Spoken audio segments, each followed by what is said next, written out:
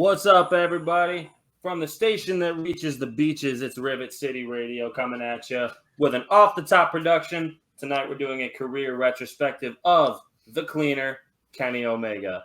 As always, with me, we got my buddy Shadow. Shadow, say hi. What is up, everybody? Back for the third time in a matter of 48 hours. I am here.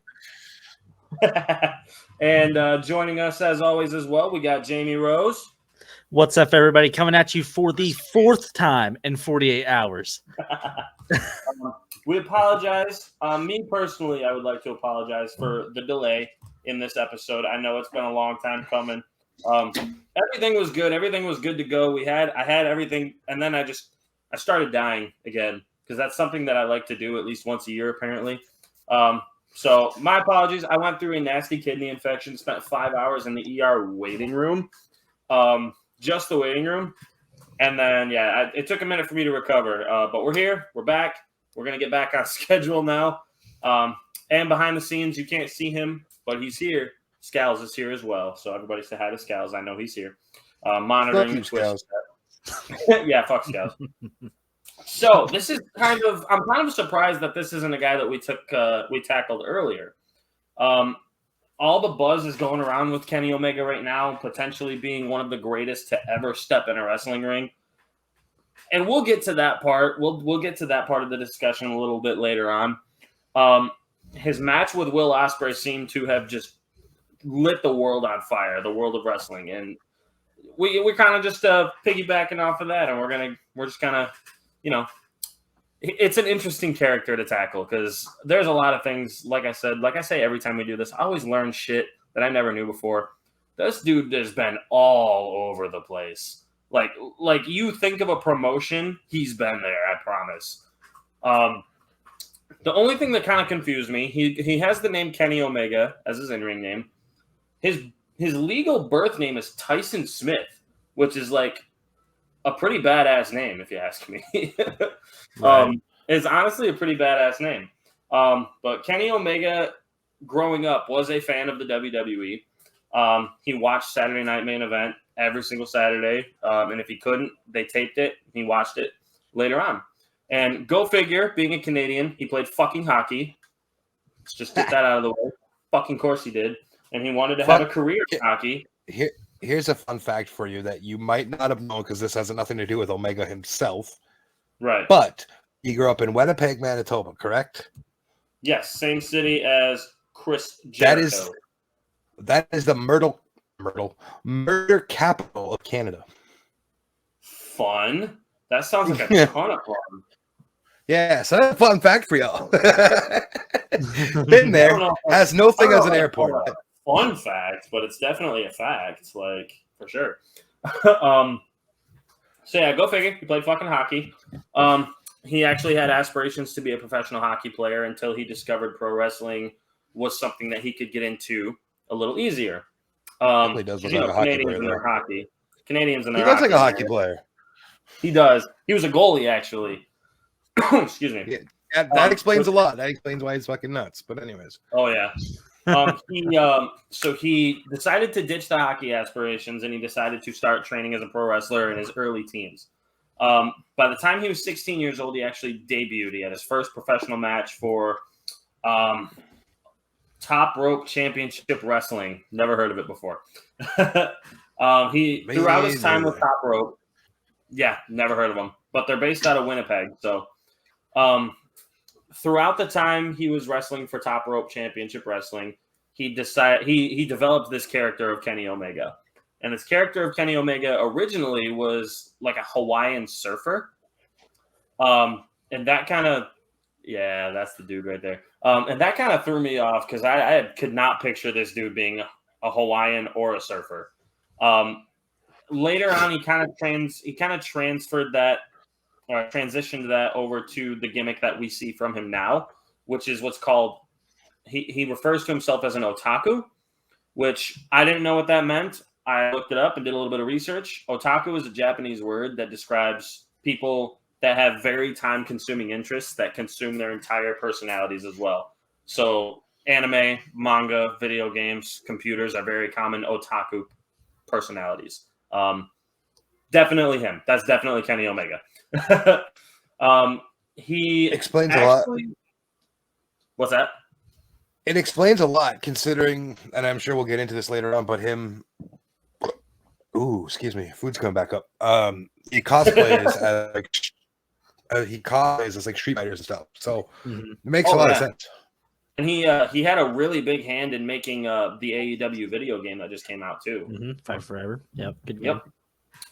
Throughout the 2000s, he wrestled for pretty much every possible indie promotion and big name promotion that you could think of. He even spent a year in developmental in WWE. So he's literally been everywhere. He actually requested his release because, go figure, he didn't really like Bill DeMott. Shocker. In 2006, he Kota Ibushi. Everyone knows who Kota Ibushi is. He kind of felt necessarily, the way he describes it is he fell in love with Kota Ibushi, but he actually just kind of like fell in love with what the guy was doing in the ring. He was working for DDT Pro Wrestling. So Omega actually ended up figuring out how to get into DDT Pro Wrestling. He filmed himself wrestling their style of match, and they hired him, and he eventually teamed up with Kota Ibushi in a tag team that we now know as the Golden Lovers. Very, very lovey. Back in 2011, I actually had to go find this video. It was kind of hard to track down. He actually wrestled a match with a 9-year-old girl. Oh, yeah. And after that, he received death threats aplenty. But apparently he had trained her for a very long time before they actually stepped in the ring. And the reason they chose Kenny Omega to do it is because he is like one of the safest workers you could ever have in the ring. I believe that. Some of the shit he does should kill you, but it doesn't, because he's a safe worker. Ironically, considering he's from Winnipeg. But anyways, continue. Right. So all the way into the mid-2010s, he made sporadic appearances with New Japan, Ring of Honor, Pro Wrestling Guerrilla, and like I said, pretty much every other promotion you could think of. He crossed paths with guys like Jay Lethal, Mark and Jay the Briscoes, El Generico, who we know as Sami Zayn, and Prince Devitt, who we know as Finn Balor. And that's just to name a few. He did sign a full-time contract with New Japan in 2014, and he began to dub himself as the Cleaner. And he aligned himself with the Bullet Club. And he initially didn't want to align himself with the Bullet Club, but New Japan insisted on it, so he ran with it. During his time with New Japan, he started becoming more recognized globally for his abilities, for his tendency to just put on incredible matches, including the ones that Dave Meltzer ejaculates over with Kazuchika Okada. Right. I've seen those matches that they had. Holy shit, they just blow the roof off the place. Mm-hmm. In 2016, this I didn't know because I actually never watched this angle happen. Alongside Matt and Nick Jackson, the Young Bucks, who are in that photo also, they formed actual Young Bucks. They formed a stable that we now know as the Elite. And that was actually against the wishes of New Japan. New Japan didn't want them to do it because they wanted them to stay in the Bullet Club, and they didn't want to confuse the audience with having a stable within a stable. So, the Elite, excuse me, had just outed, well, actually all of Bullet Club had just outed AJ Styles as their leader. AJ Styles' contract with New Japan was up. He was on his way to WWE. So they outed him as its leader. And as they were all leaving AJ Styles in the ring, Omega actually whispered to Matt and Nick Jackson while they were walking back, like, hey, let's go keep attacking him and let everyone know that we're the guys. Let everyone know that it's us, basically. So they go back to the ring, the three of them, and continue attacking AJ Styles. And that was pretty much what formed the stable that we now know as the Elite. New Japan was pissed, but it went very, very strongly, obviously. Excuse me. And they're making more money off of it now than ever. What's that, Jamie? I said they're making more money off of the damn thing than ever. Oh, dude, absolutely. The Young Bucks and Kenny Omega completely changed the game for indie wrestling. Like, completely. They turned it upside down, flipped it on its head, and they also, basically invented a new way for indie wrestlers to market themselves. Mm-hmm. And it's like, that impact could never be overstated. Omega had a wildly successful run in New Japan. He was an IWGP heavyweight champion, Intercontinental champion, United, everything. He won all the belts. In 2019, very early 2019 in January, his contract expired and he chose not to renew it. And I remember this very clearly because everyone was saying, oh, he's going to WWE. He's going to WWE. 1 week after his contract expires, Kenny Omega, alongside the Young Bucks and Cody Rhodes, changed wrestling forever. They announced that they had created their own wrestling promotion and would serve not only as in-ring competitors, but also as executive vice presidents on the board. And the promotion was aptly named All Elite Wrestling, as we know now. And since AEW's inception, Omega has arguably been the centerpiece of that entire brand. Him and Moxley are probably the two guys that they're the top dogs. Like their position will never falter in that company ever. Yeah. He's the longest reigning AEW World Champion. He's also a former AEW Tag Champion with Hangman Adam Page. And he was the inaugural AEW World Trios Champions alongside Matt and Nick Jackson, the Young Bucks. Obviously, we know how that went with Brawl Out. They lost the titles immediately, came back and won them again from, I think it was Death Triangle, if I'm not mistaken.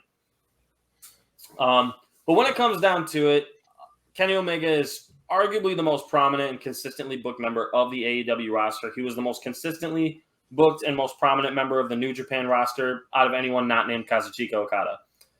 Excuse me. I'm sorry if I'm slaughtering that name, but is it Kazuchika or is it Kazuchika? Just say Okada. Just say Okada. Excuse me. Excuse me. Goddamn. He's continued to just completely build on his legacy as one of the greatest professional wrestlers of this entire century. And we all thought that he was looking towards retirement as little as a year ago. Thankfully, that wasn't the case. After like a dozen surgeries while he was gone, he was able to come back, and he looks better than ever. The dude is untouchable.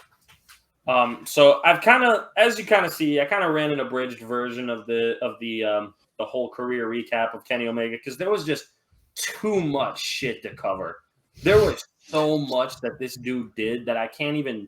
I've missed a ton because I don't want to. I can't sit here and talk for 2.5 hours about it. You know, I'm not A&E. Like, this isn't a biography.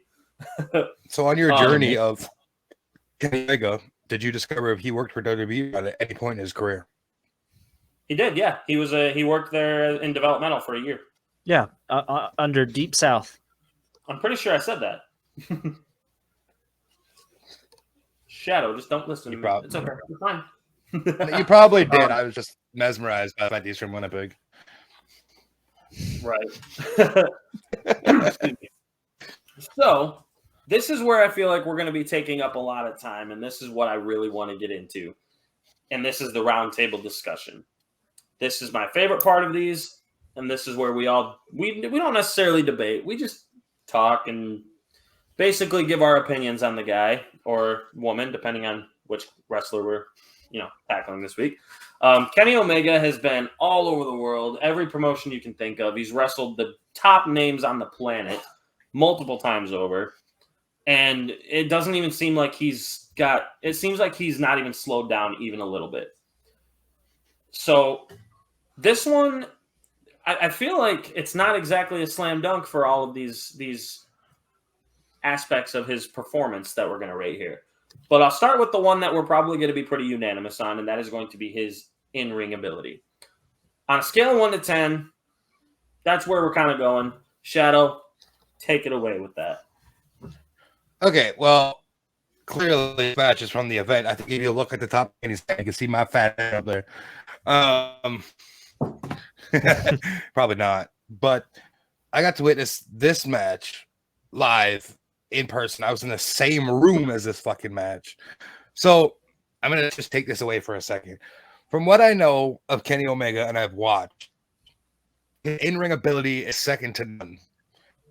Other than maybe people like Tyler Black. And I'm saying it like that because we haven't seen the Tyler Black version of Seth Rollins yet in WWE.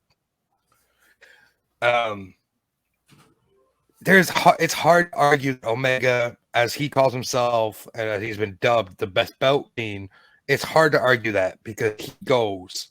And until we have a match between him and Seth, I think it's arguably undeniable that he is number one. And that's my opinion on that. Mhm. But it's hard to argue with his body of work. He's wrestled all over the world. He's shown that he can go with the best. He can split. He can have his wig split and still come back for more. The only man ever to kick out of the one-winged angel. And he kicked out at one. Not even just a two or anything. No, he kicked out at one. Fucking one. And then when Super Saiyan. But for me, out of 10 for Kenny Omega's body of work, I have to give it an 8. There's still stuff that I need to see, but 8. Interesting. And before I flip it over to Jamie, Jamie, you'll be going next, but Go ahead. I believe Scales has some guests that he wants to pop into here. So while Jamie is going on, talking about Kenny Omega, because I know he's probably got a lot to say about Kenny's in-ring work, Scales, go ahead and bring whoever you need to bring in. Jamie, take it away. All right. So, a lot of people know me as someone who has a kind of old school way of thinking about the professional wrestling landscape. But Kenny Omega is actually a guy that I like.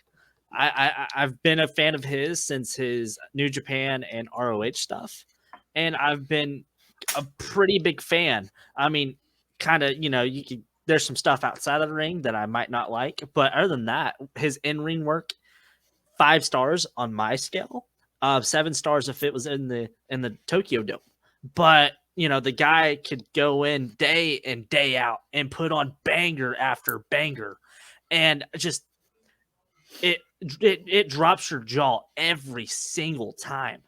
Like Kenny Omega, what he's doing now is something that we've never seen in the professional wrestling landscape. It's insane, and that's coming from me, So what we're seeing now is a once in a generation guy. You have Will Ospreay, who's kind of at that similar level, but just Kenny is just at a different level. And even now in the later stages of his career, he's only looking the best as he's looked. And he's coming back from surgeries that should end normal people's careers. I'm not sitting there trying to stroke the man because that's not the type of guy I am. I just call it a spade when I see a spade. I call it how I see it. So Kenny Omega, he's that guy. Not trying to cut you off, but considering the age of Will Ospreay, I think he becomes better than Kenny Omega in the end. Right, but right now it's Kenny Omega's game. Yeah, exactly, like I said. Right. So Cam, it's funny that you say that. Once he's gone, all these haters will miss him.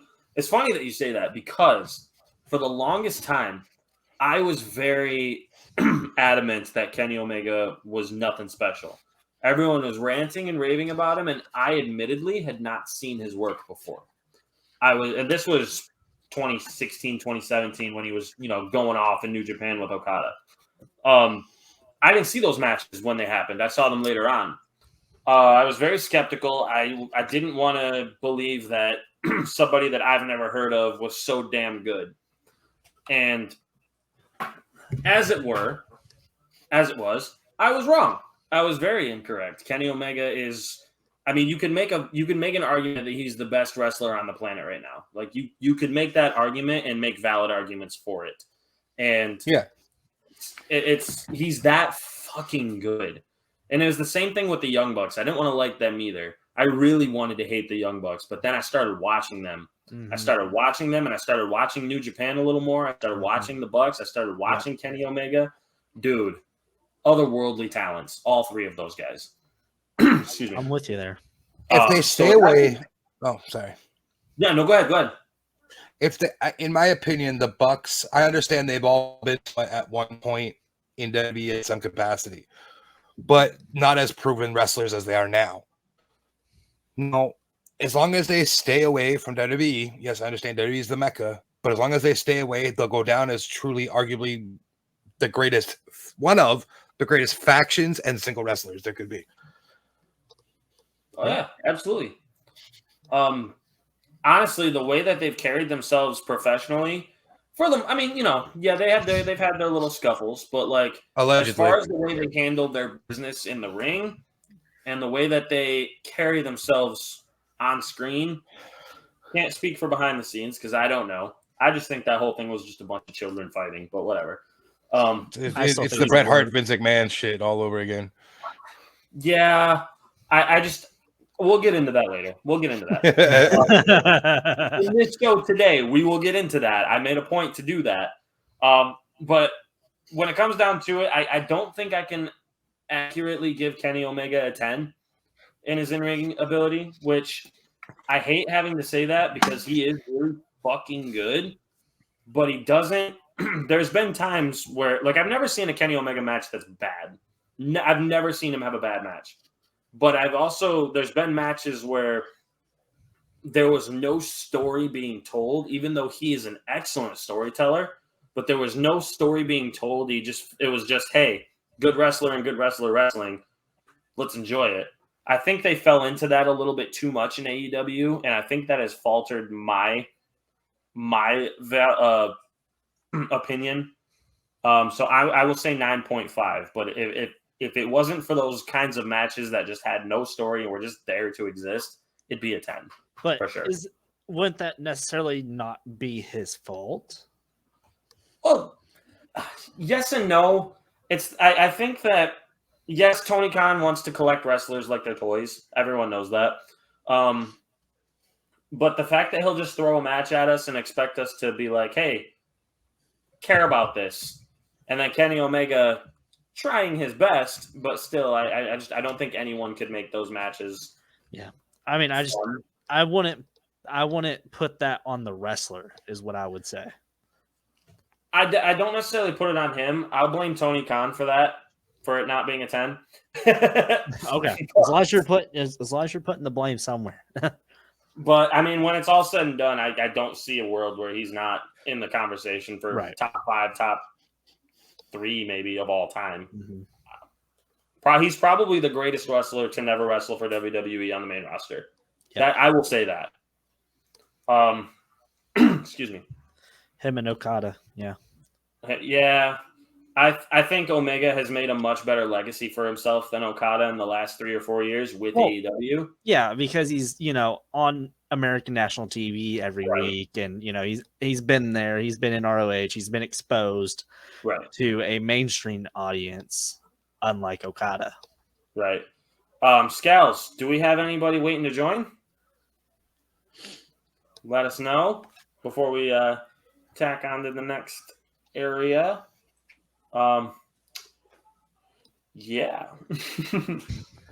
We'll give you a second, Scals. Yeah, it's kind of, I remember that time when everyone was just so sure he was coming to WWE. And they're like, oh, the Young Bucks are going to follow too. And it just didn't happen. Cody Rhodes was like, I wouldn't mind, but at the same time, like I said, it just comes down to their legacies. And if they feel they can't carry and preserve their legacies, I think they need to avoid WWE. I honestly, as much as I would love to see them tussle with some of the guys in WWE, 100%, I would love to. But I agree with you in that I think they should keep that legacy of not being WWE guys. Yeah, I think that would be career suicide. Right. It depends, in my opinion, on that. Like, it depends if it would be career suicide simple for the fact who's running the show and how much creativity they have. Exactly. Like, if they're willing to let them present themselves the way they want, like Cody has, then I think they'll make the move. But if they can't, I don't think that's the way they go. Right. And I think the only one that they would allow that to even be a chance, a glimmer, would be Kenny. I don't think the Young Bucks would have that freedom. No. Absolutely not. And that's a shame because they can go in and have a tag team match that's 4 or 5 stars with anybody. They're that good, but we'll get into them another time. Yeah. Yes, Cam, I said tussle. I don't think WWE wants to kill AEW. I don't think WWE really honestly cares about them that much because they're not competition. They're a completely different entity, honestly. Like, they're so wildly different from each other that I've learned to live in a world harmoniously with both of them. But I don't think WWE really cares that AEW exists, and especially now, because WWE with Triple H there has been just some of the best we've seen in years. Like I've been saying for a couple of weeks now, WWE, sports entertainment, wrestling. Mm-hmm. AEW, pro wrestling. Enjoy it. Exactly. Except for WWE is shit right now, but that's beside the point. We've had this conversation. Dude, we're going to talk about this later, but both companies had their faults. Just saying. Anyways. So now we'll move on to his promo ability, which personally, this was the one that I found difficult to really grade. But Shadow, I'll let you start. We'll go in the same order. In all the promos I've seen Kenny do, some are 5s, some are 4s, some are trash. Like he isn't, in my opinion, the whole package when it comes to that kind of stuff, because he can articulate what he's saying, but he needs it in short bursts, because if he does a long-winded promo, it just doesn't end well. Mm-hmm. We've seen it many times, whether it be New Japan, where he speaks Japanese and he's actually coming across, it sounds longer than it actually is, right? So it works. But in AEW, he had like Don Callis for a while there too, because he needed that voice. So for me, while he's a great wrestler, his mic skills are a 4.5. Yeah, I'm kind of with you there. When you're watching the New Japan stuff and he was actually given something, and he's a guy who could actually speak Japanese, and he did an amazing job with that, given the story. And that's the thing, with AEW, sometimes they go in totally 24 different directions at one time, so it's hard to really grasp a story. And sometimes he gets on there and he does the and it's not as good as it should be, but his work does the talking. But when it comes to the mic skills, sometimes it could be a 9 and other times it's a 2. So with that, I give it about a 5. Okay. So I'm kind of on that same wavelength also, because like he's very charismatic. Kenny Omega is a very charismatic guy. He's very confident in his own abilities. He's very himself when he's on the microphone. But there are times where it feels like he's like just having casual chit chat with the audience when he should really be trying to put his story over a little more than he is. I can never really think I can't think of a promo from Kenny Omega that's just iconic to me. You know what I mean? Right. I can't think of a single. I can one, and it's not really a promo, but it's more of an introduction. The night Adam Cole and Danielson appeared in AEW. Yep. His little catchphrases and stuff. Hey, you said iconic. That would be an iconic moment. That's why I said I can. I hate you right now, but yeah, that's fine. No, you'll sorry, see. But right. When he's working as a babyface, his promos are good. When he works as a heel, it's very up and down. Personally, I gave him a 6, but maybe that was generous. Fair enough. But right now, he's kind of on a roll. What's that? Please don't stab. I said, please don't stab me. Right now, it seems like Kenny Omega's on quite a bit of a roll as a babyface. He's very good at being a babyface. That was a good promo. Oh, I didn't see that. I'll have to check in on. I'll have to watch that. But Shadow, how would you rate his overall babyface work? Oh, solid 9 out of 10. I feel like he does his best work as a babyface because the crowd gets behind him. They're sympathetic towards him. He's not an underdog, but he can portray himself as the underdog in matches. Like, he's I hate to steal this term, but he's a wrestling god. So everybody knows it, Yeah. right? Everybody knows he's a wrestling god. So for him to get the crowd behind him as an underdog role, it takes a lot, right? So Mhm. I think, that's why I gave it the 9 out of 10, because even in New Japan, coming in as a gaijin and still being able to speak the language and accept the culture and adapt to their way of life, that made him a huge babyface in New Japan. Absolutely. Because he didn't come in as a typical North American, this is my shit don't stink. No, he adopted the culture and became one of them. Yep. Very nice. What do you Pretty think, much. Jamie? Well, exactly everything that Shadow just said, I absolutely agree with. So the babyface work for me would be a 9. All right. I gave it a 10 or 10. Oh my god. I gave it an 8 out of 10. There we go. An 8 out of 10 because there are times where I do find it really difficult to be sympathetic towards him. And it's not that he's not good at garnering sympathy, it's that we know how good he is in the ring. Mm-hmm. So it kind of takes away from Kenny Omega can go in and beat anyone on any given day at any given time. And he's arguably the most credible wrestler in the world. That's not Roman Reigns right now.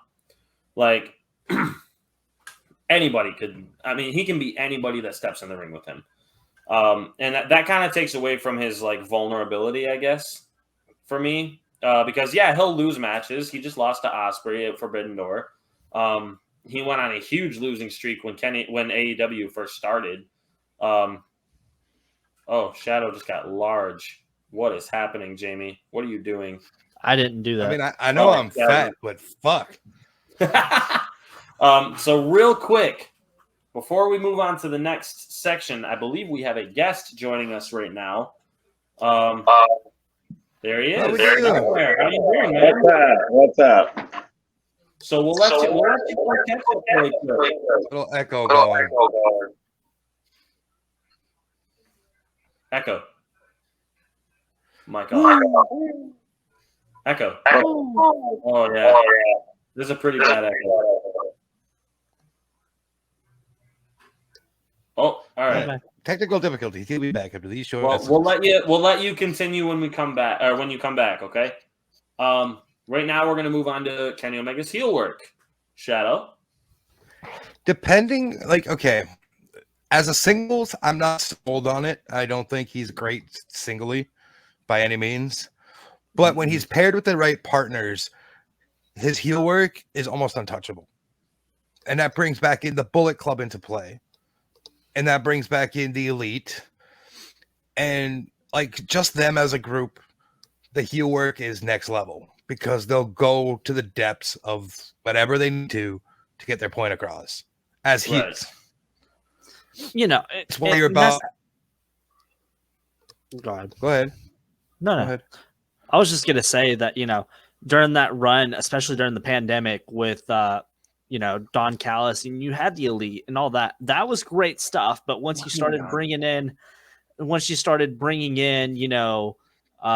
Good Brothers and, Nakazawa and, Brandon Cutler, you just Brandon Cutler. Oh God! Say what you want.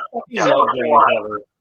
I mean, Brandon Cutler's it was silly. It was goofy. And when you think of, for me, when I think of Kenny Omega, I think of this, he can be a goofball. I've seen it and I've enjoyed it sometimes. But when he's trying to have this actual heel run and try to make it somewhat generational as the champ, it should be somewhat serious. So with that being said, that kind of takes it out of me. Yes, you got the Bucks and, their style of comedy, and that works with it. But once you start bringing in these other outside characters, it's like I'm not there, not sold on it. Right. And back to my point is it just depends on the pairings. And when it comes to Kenny, it, like I said, his babyface unmatched, but when he's paired with the right people for a heel, it works, but him single-handedly, it doesn't. So him running through him taking the Impact Championship to AEW, heel move because Impact didn't like that bullshit, right? But Don Callis got involved, so it made sense all of a sudden. But it was still, it was still very much heat from the the Impact crowd, which he loved, right? And then right now, he's currently the faction of the Elite is currently setting up for a blood and guts match, but they're not the heels; they're the baby faces in this situation, right? The stories just go on with Omega, and like Nate said, we can talk about him for hours before we even get to this point of the conversation. So his heel work for me, single-handedly, because we're not talking about tag teams, obviously. So him as a heel alone, I give it a 3.5. Wow, man, Jamie, what do you think? Maybe I'm struggling with that. Give it about a 4.5. I agree with Shadow again on that, but like I said, they've done great things, and some of it's just I don't get it, especially him as a single. So, damn. See, I kind of I took him as his overall heel work, so I included when he's like with the Elite and with the Bucks and with everyone else. I don't know, man. I gave it like a 7 because I just remember how much including them. When you're including them, I agree. He's up there with 7, 8, but by himself, he's not. Nowhere near that. I agree. He's not effective as a heel by himself, but not a lot of heels are. Some are guys like Edge, Randy Orton. Randy Orton is probably the most effective heel by himself ever. Can you really consider Edge by himself a heel at any point, though? I mean, because I didn't pay attention to anything Lita was like doing. You were just looking at her. Yeah. I didn't. But that's what I'm saying. Like, different topic for another night. Canadian wrestler, but it's a different topic. Right. So, anyways, what I was getting at was with the Bucks, Omega is a top level heel. Because the three of them together bounce off of each other so well that they can piss anyone off at the snap. Literally bounce off each other. Literally bounce off of each other. Flippy dippy wrestling. as Bob Strongman would say. Braun Strong.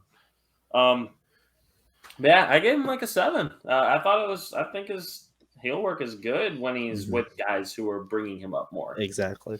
So we've kind of covered the 4. We've kind of covered the 4 major aspects of a pro wrestler's, repertoire, I guess. So we kind of take it all up, and we're going to give him an overall grade.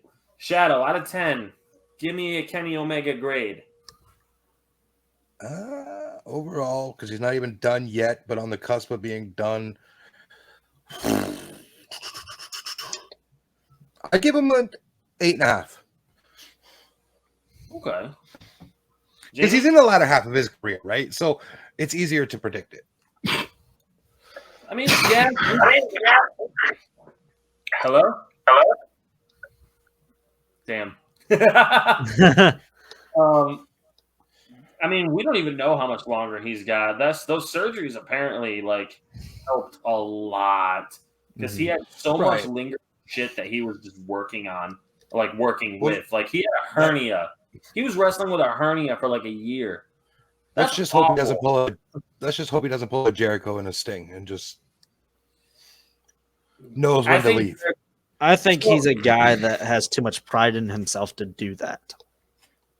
I do too. I think he would rather leave with the legacy of being on top than let it get squandered by sticking around too long.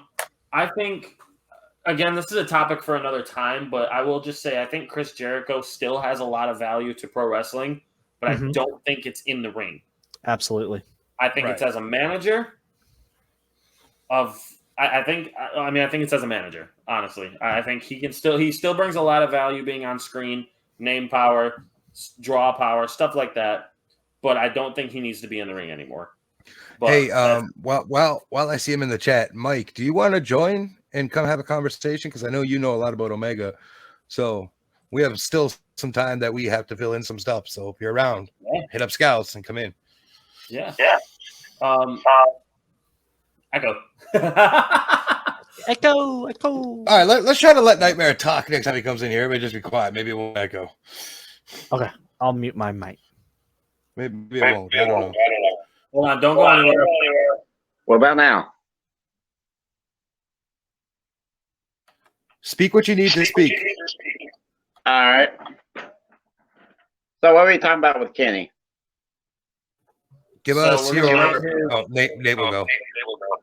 Rate his in-ring ability, his promo ability, his babyface and heel work, and his overall work on a scale of 1 to 10.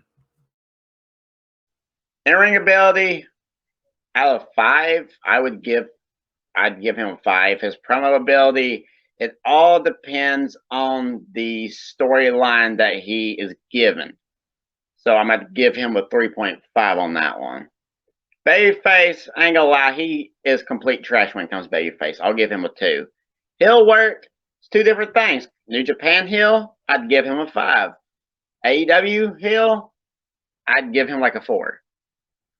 Overall, though, I'd give him like a good 4. Are you rating this on a 5 or 10? Thought we were going with 5. 10.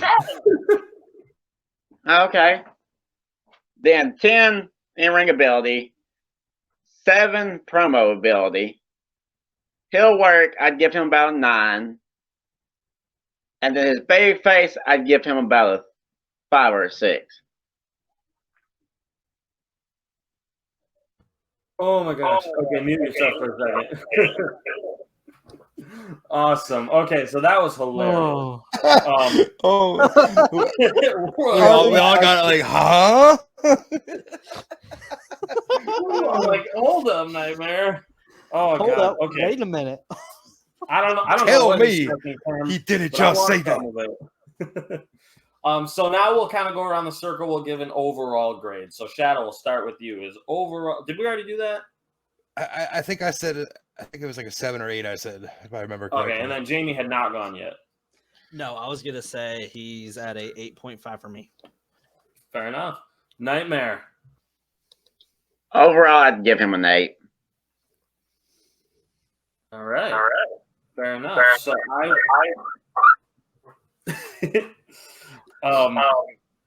let you put some pimping in. What do you mean, Cam? That's not the song's called Kush, not Pimp. Okay. Anyways. Hold up.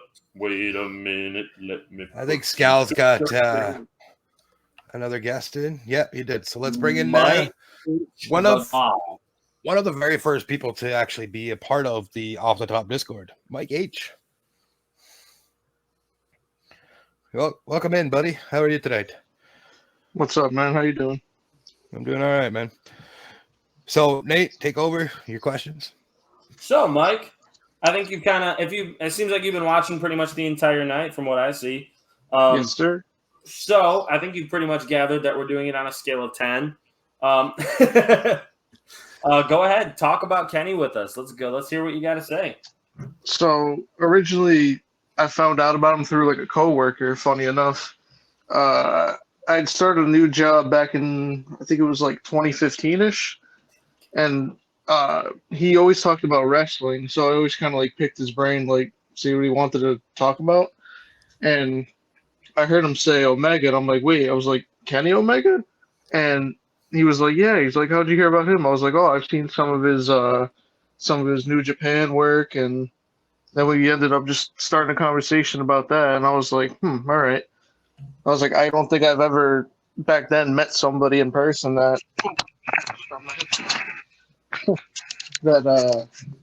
that knew about Kenny Omega. Hell yeah. So real quick, if you want to rate his in-ring ability, promo, babyface, heel work, and overall work out of 10, what would you say? I'd say his in-ring work's definitely about solid 9. His babyface work definitely is top tier, so I'd say about 8.5. Okay. And he can really spark up a good heel work, so I'd probably have to give a about a 7.5 ish, roughly. Okay. And then overall, what would you say? Definitely a 9.5. All right. So for me, his promo ability drags him down a little bit. Yeah, that's kind of what drops like the point off of the 10 for me as well. I have him as an 8. Now he's arguably one of the greatest in-ring performers to ever do it. If he was to magically become Dusty Rhodes level promo, CM Punk level promo, I hate saying that, but it's true. If he was suddenly to become that level, he'd probably be the greatest, period. But 100%. the promo draws him back a lot for me. So I have a bonus question for you guys. I didn't leave it in the notes, but it's been something I've been knocking around in my head too. What about his theme song? His AEW theme song, Battle Cry. What do you think? Rate it. I want to hear what you think. Out of 10, I'd say it's a good 9. Yeah, I'd give it about a 7.5, 8. 7.5? Because it very well fits his cosplaying days and stuff like that. Like it fits into the persona, which a lot. That's what makes a theme for me. Is it has to fit the persona. Yeah. Right. And I'm paying attention to the chat here, and I'm sorry to go off topic for a second. I know Travis also wanted to come in and speak some Omega, so if he's around and wants to come in, you still have some time. Come on in. But yeah, it very well fits Kenny Omega's style, and it clashes well with him. Now, a couple tidbits for you. I have a signed poster of Kenny Omega, and I have a signed Funko Pop of Kenny Omega. Both New Japan looks, and I'm absolutely grateful for it that I have arguably one of the greatest wrestlers to ever do its signature on a wall and on a Funko. Hell yeah. Jamie? Banger. Banger. He just said banger. It fits him, man. I mean, the song, it fits. It does. It took a little while for me to recognize it when it starts playing. That kind of drew it back a little bit for me, but now it's like now I hear it. I'm like, oh, that's Kenny. Let's go. Nightmare. What do you think?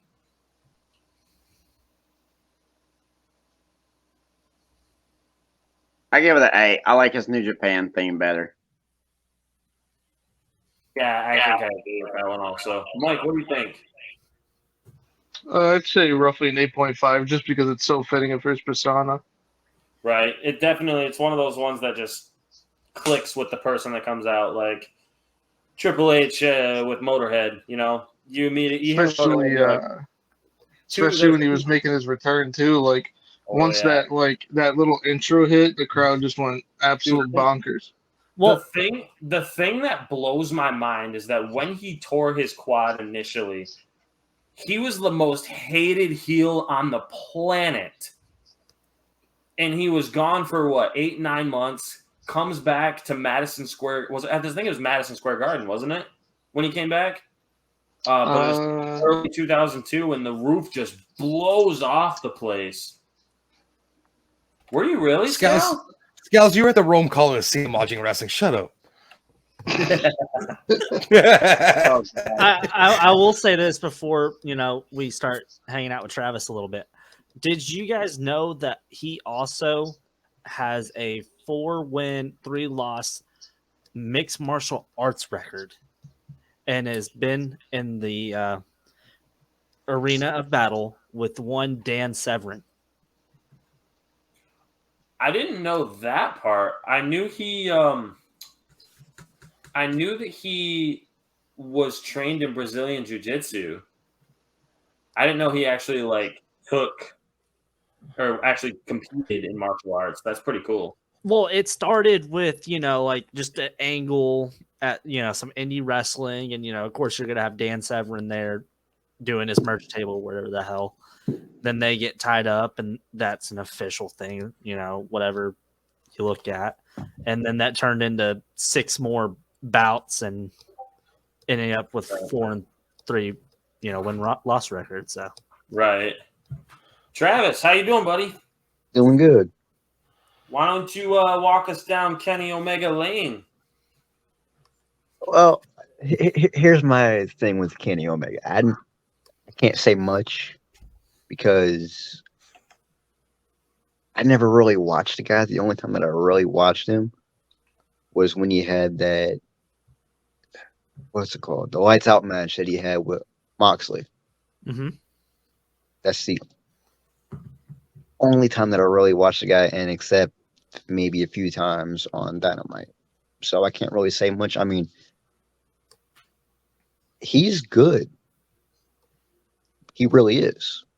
I enjoy watching him. Hell yeah. So now we get into the completely. This part is not really much of a debate, but it's kind of, how do I put this? It's very opinion based, and this is going to be where we kind of learn. Hold on, before you go into this, Travis, just give us your face. Oh, okay. I got shooshed. Shoosh. Shoosh, please.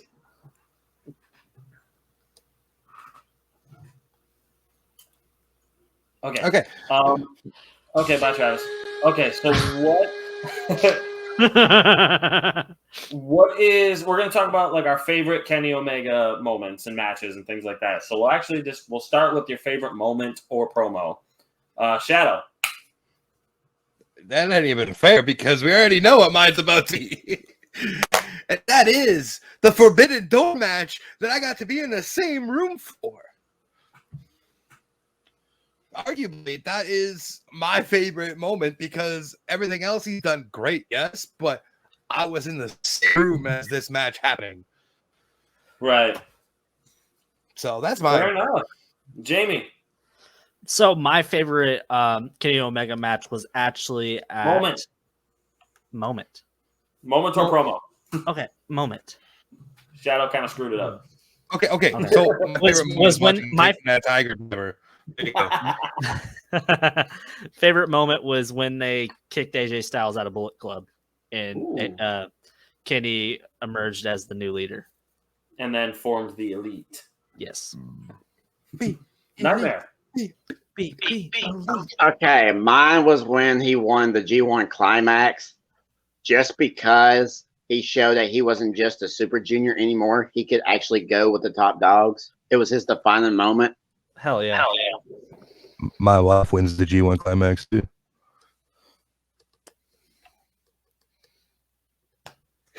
Mike.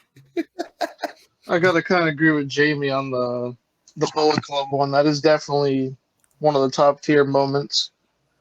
And also, one of his promos, it's probably almost a year old at this point, but the one where, like, I talked about, like, after Dynamite went off of air and then him and Ospreay went at it, that was actually a really, really good promo. Would definitely recommend checking that out, Nate. Hell yeah. I got a couple questions. I mean, he go ahead. No, go finish your point. I'll bring my question after your point is done because you're about to talk about a point. So, well, no, I was saying about that promo, Nate. He was pretty much telling Ospreay that, yeah, you weren't all that until after I left New Japan. All the fans that I had over at New Japan, they're all your fans now because I left and left that for you. I'm on the bigger things pretty much at that point, and then pretty much Ospreay kind of threw that back at his face, but it was still a good promo from both of those guys. Right. So sorry, Shadow. So my question, because we've seen it already happen once, does Kenny Omega go into the WWE Hall of Fame? And think about this. Think about this, though. Who just recently went in that never wrestled in WWE? Muta, but he wrestled in WCW. Utah. Right. But it doesn't, I understand that, but they never bounce it off that ever. So that's why my question arises, does Kenny Omega go into the Hall of Fame? I think the reason Muta went into the Hall of Fame with WWE is because he wrestled for WCW. I think because he had that connection with WCW, that WWE owns their collective videotapes. I think that is the biggest reason that they allowed Muta to get inducted. Personally, I could be way fucking wrong. I could be. And they're trying to establish a working relationship with Pro Wrestling Noah. Right. Listen, you fucking Karens. Take away the whole fucking argument of WCW bullshit. That's not what I asked. I said, does Kenny Omega go in the WWE Hall of Fame? No. Nothing he's done has impacted WWE programming. Yes, it has. But I see where everyone's going with it because Liger has done it, Muda has done it, but I just don't see it with Kenny. I don't. Again, Liger was a guy with WCW for a time period, and then also Mike? wrestled at Takeover against and then Tyler wrestled Breeze. Tyler Breeze in a really underrated match. Wasn't that And one in that was Toronto, really fucking good. or was it Brooklyn? might have been Brooklyn. I don't also remember saw his name. that Tyler Breeze. Interesting. I also saw that Tyler Breeze is still under contract with WWE, but they're letting him take indie dates. Right, unless it has something to do with AEW. Right. And yes, it was Brooklyn because I remember Tyler Breeze coming out with the whole New York thing. Now, Mike, do you think Kenny goes to the WWE Hall of Fame? Very slim chance. I mean, I'm not gonna say no, but it's just so hard to say. I don't know. If Vince dies, maybe. Yeah, I can see Okay. that too. They would have to bring him in for a match or something for that to He'd have happen. to have some kind of appearance. Cody versus fucking Omega WrestleMania fucking 49. I mean, as we're standing right now, Kota Ibushi has a better chance because he's wrestled some. All right, so here's my next question Yeah. because I just asked the WWE one. Is he a surefire pro wrestling Hall of Famer? Oh, absolutely. Yeah. First Oh, yeah. ballot. Oh yeah. So let me to get back to the topic that we were talking about. My favorite Kenny Omega moment. Not bad. Is actually the night that Adam Cole and Bryan Danielson debuted. Oh, that's why you hate me. It's my favorite moment because he made me laugh like a motherfucker. Because, like I said, he can be funny, but like he played it off really well when Adam Cole showed up because he said something like, "The only people who can take this title from me are not here, retired, or they're already dead," or something like that. And then Adam Cole's music hits, and we're like, "Oh shit, Adam Cole's in AEW 2 days or 9 days or whatever after leaving NXT." Excuse me. And he shows up, and then you're like, "Oh, Adam Cole's pissed at Kenny Omega," and then he fucking super kicks Jungle Boy instead. And then Kenny Omega just starts laughing on the microphone. He goes, "This guy's one of our best friends. You think he was gonna fight us?" I'm like, "You motherfucker, you're an asshole." And but yeah, that just absolutely killed me. So that was my favorite Kenny Omega moment. So that moment, me, Scowls, and a couple of my other buddies, we actually had a Discord party. We were all watching it live on there together because, social distancing, pandemic time bullshit. So we all got super hyped in the Discord that night for when that happened. And it was just fun as fuck. Yeah. I think so. Like everyone was kind of expecting the Bryan Danielson one. Mhm. I think that was something a lot of people kind of expected that one. But Adam Cole, completely out of nowhere. Oh yeah, we were watching it in the movie theater. A group of us, went and rented out the movie theater, and it was awesome. And Like, I don't think it was. I was sitting there thinking, "Oh shit, Bryan Danielson's gonna come interrupt him." He did, but we got Adam Cole first. Adam Cole showed up, turned heel immediately, and then we get Bryan Danielson. I think everybody expected both of them to show up, but not the same night, same time. So there was no with Adam Cole, everyone didn't realize that he was still under an NXT style contract where he didn't have a non-compete. Right. yeah, but then after he showed up, they changed it to where they're 30-day. Yeah, they did. Because it was 9 days after his last match with Kyle O'Reilly. Yeah. Anyways, we already know what Shadow is going to say about it. Nate, Adam Cole actually wrestled his last match with Kyle O'Reilly without a contract. He wasn't under contract at that point. He agreed to wrestle until the pay-per-view for that match. So that's why he was able to go 3 days later. Shit, that makes a And- little bit more sense. And Tyler Breeze is only under an up, up, down, down contract, not a wrestler's contract. That's why he can do the indie dates. That's still pretty cool because technically Up Up Down Down is owned by WWE now. Correct. That's still very cool of them because they could easily tell him no. No, I agree, but they had the stipulation where it can't be with AEW. Right. Well, since your mole ass, red ass looking ass showed up, why don't you give us your rankings and shit? I only have based off of AEW, so it's really not. That's It's fine. not gonna be. I only have a little bit of New Japan to go off of. I hated his whole thing with Impact, so that's going to bring the ratings down. I would say heel work, probably a 7.5. Babyface, really haven't seen much of a babyface with him, so I really wouldn't be fair to rate him on that. Fair. What else? You said in-ring ability. If I base it off of just the 2 matches with Ospreay, because I feel that's what he's actually capable of, 9.5. And promo, probably about a 6. Yeah, I think the promo was pretty much unanimous among most of us. Excuse me. So we all know Shadow's answer. Oh, bye, Scales. We all know Shadow's answer to this question, but I'm going to ask him anyways. What was your favorite Kenny Omega match? The barbed wire death match. Scales, Get can outta we here. come out? But no, you said because you want to be all. Well, we already know, so I had to throw a wrench in there. Come on now. So I'm going to throw this out there. That match was a good match. Everything in that match was entertaining to me until the end. And the ending ruined it. But the match itself was good. If I'm I being will say real, that. it was But- 2 Sundays ago, live in Toronto, at the Scotiabank Arena, with me sitting up in the nosebleeds, having a fucking wild time. So yes, that's my favorite match. Jamie.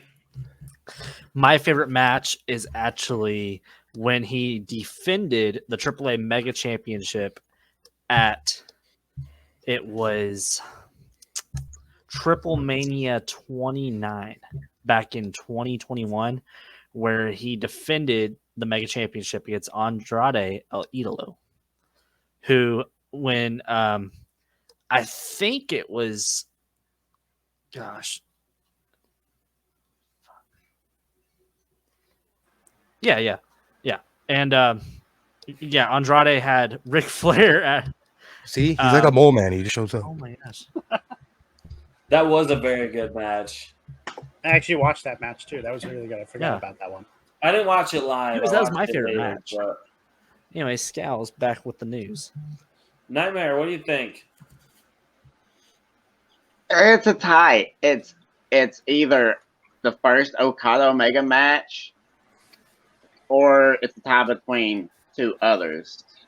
It could be Kenny and Bryan Danielson when they had that match on Dynamite, or you could even go to when Naito faced Kenny for the IWGP Intercontinental title. Mm-hmm. All right. Mike, what do you think, buddy?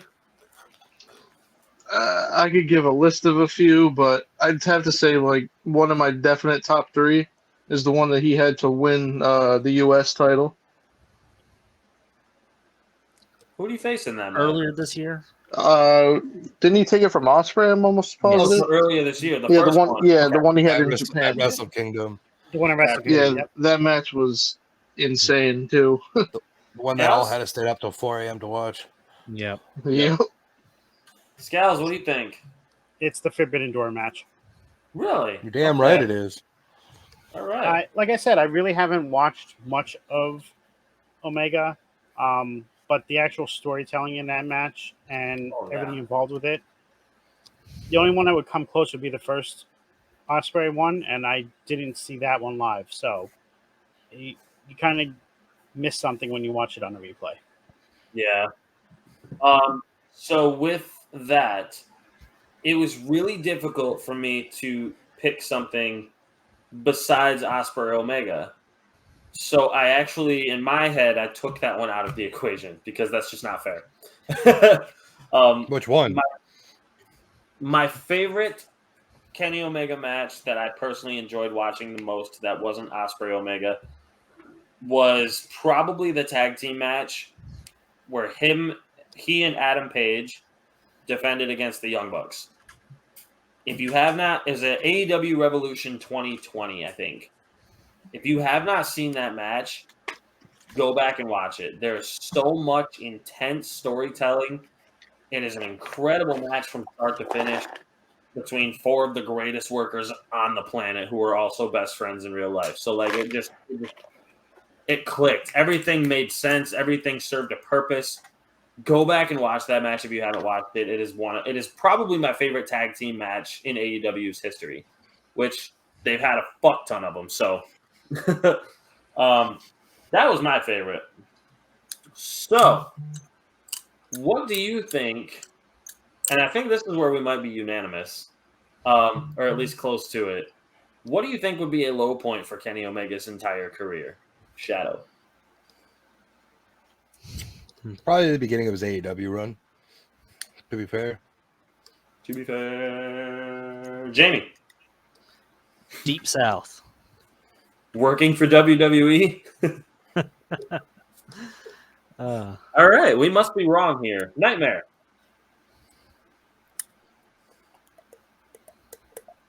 I mean, it's gonna be one that a lot of people will really watch, but his Impact run when they unified the titles, it was just complete shit. Hey. But what they got out of it was my second favorite Kenny Omega match. Actually, third over, under the Osprey match, but Kenny Omega versus Christian. No, That was a really good match. On the debut match of Rampage. trash. No, that Trash. was a good match. Good match. At least I liked it because I got to see Christian win world. That's just like Your opinion, man. man. Yeah. Anyways, You Mike. got to see Christian Cage win the world title that he helped make famous in the first place. yes. He was So an for me, excellent champion for TNA back in the day. So for me, as a growing up watching Impact, I was an Impact guy growing up instead of a WWE guy.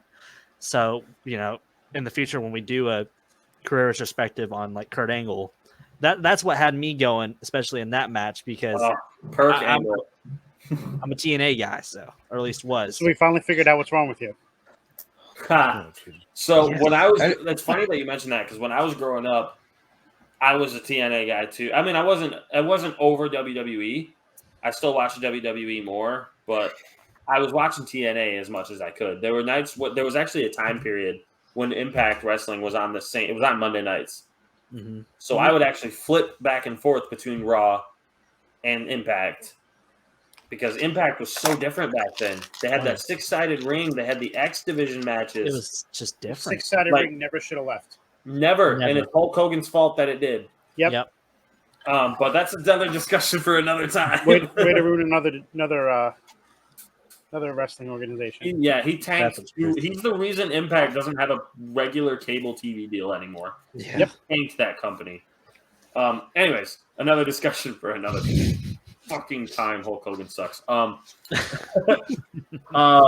Who hasn't talked about this one yet besides Mike. Gals Mike, and myself? me. Mike. Yeah. What was the question again? A low point in Kenny Omega's career.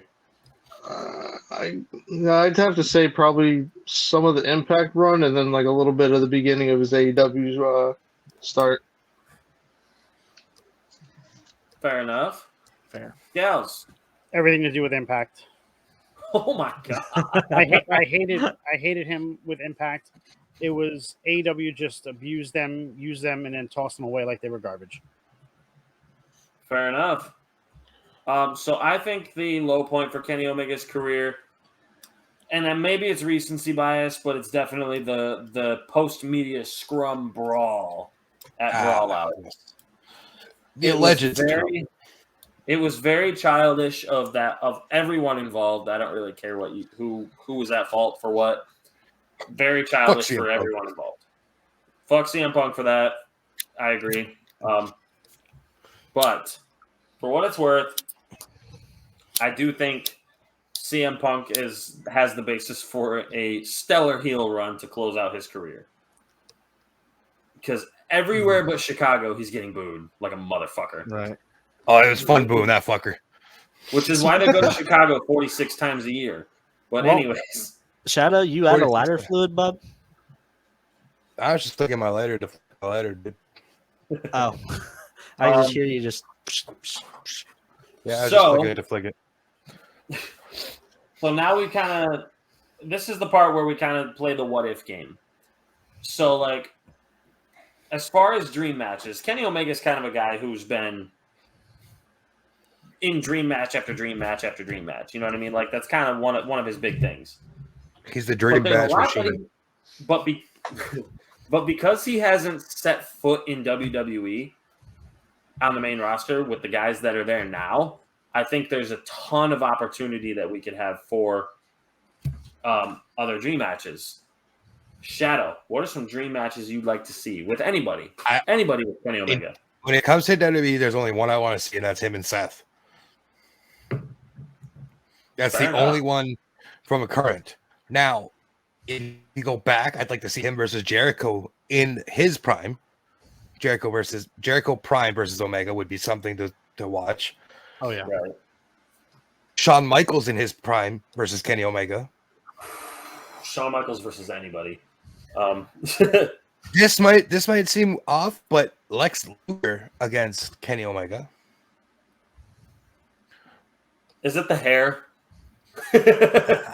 And turn the clock back 32 years, Sting versus Omega.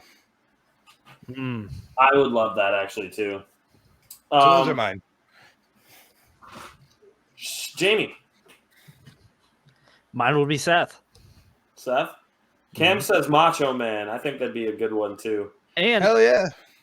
thinking about it, and I know people, I'm probably going to get grilled for it, but take out whatever opinion you got, just as from a wrestling standpoint, Benoit.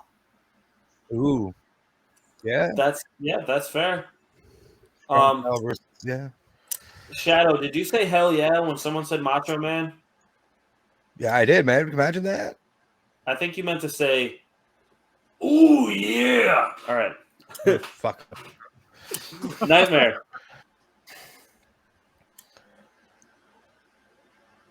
Cult of personality. All right, Mike.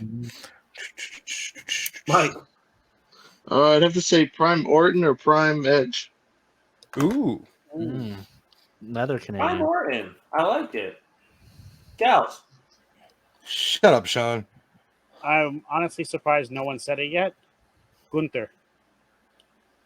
I think those styles clash too much. Unintended. I actually have that one in my head, but I didn't write it down. So Seth is the obvious one to a lot of people, I think, because Seth is one of the best workers on the planet also. So I would like to see, even though we've seen it before, kind of, AJ Styles. Because I'd like to see the follow-up, because there was no follow-up to him being booted from Bullet Club. Right. Because his contract expired and he was gone. Another one, because Kenny Omega would sell like a motherfucker across the ring for this guy, Brock Lesnar. 100% Brock Lesnar and Kenny Omega would put on. But would Brock do the same? Brock would absolutely bump for Kenny Omega. I 100% believe that. Honorable mention? Because they would make money. Right. Oh, sorry. And because of how funny both of these guys are, and the ring trash talk would be so much fun, fucking Kevin Owens. Yeah. Give me Kenny Omega versus Kevin Owens. KO versus KO, baby. Give me a promo battle with Kenny Omega against Scott Steiner. Since you brought up Okay. since you brought up Kevin Owens, when I was at Forbidden Door, there was a dude walking around with a Kevin Owens t-shirt on, and a piece of tape above the KO logo that says, "I was assured this meant Kenny Omega." That's fucking funny. and I just want to throw in an honorable mention. To turn back the clock 40 years, Ric Flair versus Kenny Omega. Oh yeah, that's definitely not a bad one. Chat's going off right now with these matches. Suggestions? No, they're You know just what? trolling at this point. So you know what? Okay, so I'm gonna throw a bone to Cam real quick. He says Omega versus his hero, the Hurricane. I'm just gonna throw this out there. That would be a lot of fucking fun. Oh yeah, Shane Helms Because is a fun worker. Gregory, I think his real name is Shane Helms, but yeah, his later in-ring name was Gregory Helms. Was a great ring worker. He was fantastic in the ring. Mm-hmm. So and the Hurricane being that comedic, like almost comic book style character against someone like Kenny Omega makes a lot of sense when you think about it. It really does. Because And You know who we forgot? You know who we forgot? Captain Canada himself, Lance Storm. Ooh. Bruh. Fuck. Excuse me. Say it. For what it's worth, I really Okay. want to see the Young Bucks versus Pretty Deadly at some point, but we'll, Oh, yeah. Anyways, so I mean, as far as Kenny Omega goes, he's definitely been just building his legacy up and up and up. Every time you think he's going to slow down, he kicks it up another notch. So if you're watching this on YouTube, if you're watching this somewhere after it's been recorded, leave us something in the comments. Let us know about Kenny Omega. Talk to us. Tell us what you think. I want to hear it. I want to hear everything you guys got to say. You guys have been going off in the comments tonight. I'd love to see it. So before we sign off tonight, I just want to kind of go around, have everybody say thank you and tell us where we can find them and all that stuff. Shadow, I already know what you're going to say, but I'll still say it. Where can we find you? I want to go last, so you guys go. Scouts, go ahead. you can find me here on Off the Top on Twitch, YouTube, and Kick, as well as Off the Top Media _ on Twitter and TikTok. All right. Mr. Jamie Rose. Well, you can find me on Twitter. You can find me on Instagram and all those other places. I'm not even going to list it all. At Jamie Rose X. You can find me here Mondays nights and Friday nights on Off Top Media. And you can find me, well, that's where you can find me. All right. Okay. Fuck you, Sean. You're done. Nightmare, if you're still with us, I'd love to hear from you. Where can we find you, buddy? Everything's the same. Everywhere. I love that answer. Mike, where can we find you, brother? On Twitter, it's EKIM, all one, the God. Or on YouTube, same thing, just Mike H. the God. Or you could catch him throwing those saucy passes across the ice in the EASHL world of NHL. Ooh, That too, he knows. And I've been your host tonight. My name is Nate. You guys all know me. You guys, we talk all the time. You can find me on TikTok at Nate McNamara WB or at the Wrestle Bros. You can find my link tree in my bio on TikTok. For the love of God, do not add me on Facebook or Snapchat or anything like that if I don't know you. If I know you, Don't be weird. go for it. Shadow. You can find me not giving a fuck about your opinion live on TikTok Monday through Friday, Saturday, and Sunday because I don't give a fuck about what you have to say. And if you think I do, you're wrong. For fuck's sake. Okay. All right. Everybody, thank you so much for joining us. Join us again Thursday, July 20th at 9-ish or 10-ish. Around that time. We're going to be jumping right back into this career retrospective. We're going to be taking on the Icon Sting on Thursday, July 20th. Be there. Be square. Scows, you are invited, my friend. Oh man, I'm ready. Oh, I'm jealous. All right. Everybody, Hey. thank you so much. What's up? No, continue. I'll finish when you're done. All right. Everybody, thank you so much for joining us. We'll see you again for our next episode on the 20th. Be there. Hey, if you're in this chat, make sure to stay tuned. We're about to go into main event players to show some love. Tell